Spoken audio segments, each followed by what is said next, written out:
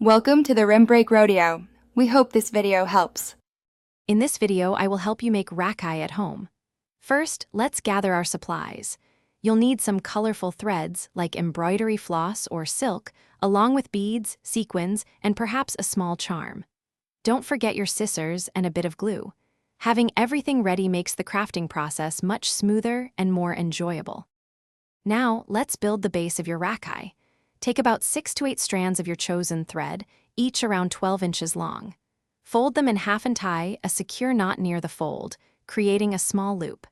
This loop will be where you tie the Rakhi.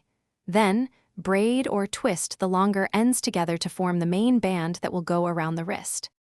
With your base ready, it's time for the fun part, decorating.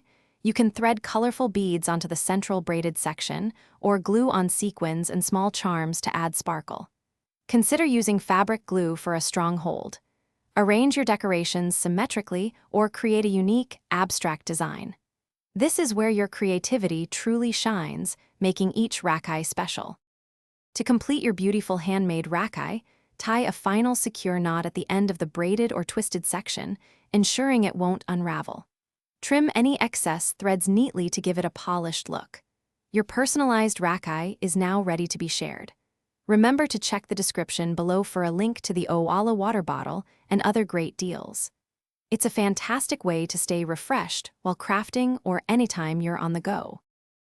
Thanks for watching. Consider subscribing if we helped you.